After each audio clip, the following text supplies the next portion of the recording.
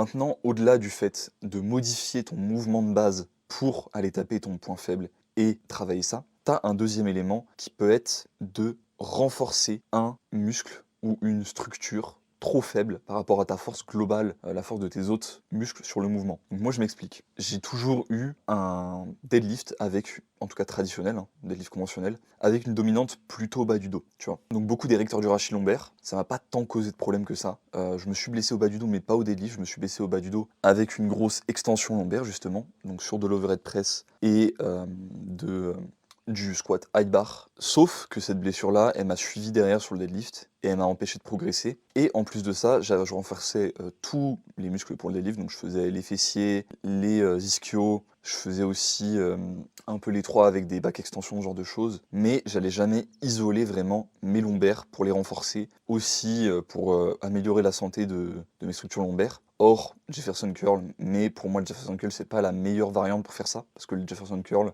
dans mon cas et dans le cas de beaucoup de personnes, en fait, ça va dépendre de tes points faibles, ici niveau mobilité, mais ça va plus me taper les ischios et les fessiers que le bas du dos. Le bas du dos je le sens pas en fait, et juste je le sens se décompresser sur le bas du mouvement parce que j'ai une bonne mobilité, mais c'est à peu près tout, tu vois. Donc ce qui va me permettre justement de progresser, ce qui a fait que en entraînant pas le deadlift pendant 6 mois, j'ai quand même ajouté quand même pas mal de kilos, tu vois, que j'ai quand même progressé énormément. Mon ancien 10RM, il me semble que c'était quelque chose comme 210 kilos, tu vois, que j'ai répété quand j'ai remis mon deadlift récemment. Puis j'ai passé 230 kilos x 10, tu vois. Pareil, PR plus 20 kilos sur le 10RM, c'est absolument colossal. En touch and go, évidemment, avec une forme qui plairait pas aux powerlifters, mais c'est la même standardisation que j'avais avant. Donc si sur la même forme, j'ai progressé, même si toi la forme tu la trouves pas jolie, bah j'ai progressé, tu vois. Et ce que j'ai fait sur ces 6 mois, par contre, c'est que toutes les semaines, j'ai fait à peu près 2-3 séries de 4 co. Donc le 4 co, moi j'ai un énorme ressenti sur mes érecteurs du rachis, pas que lombaire, aussi thoracique et même au niveau de la nuque. Et du coup, j'ai renforcé et mes structures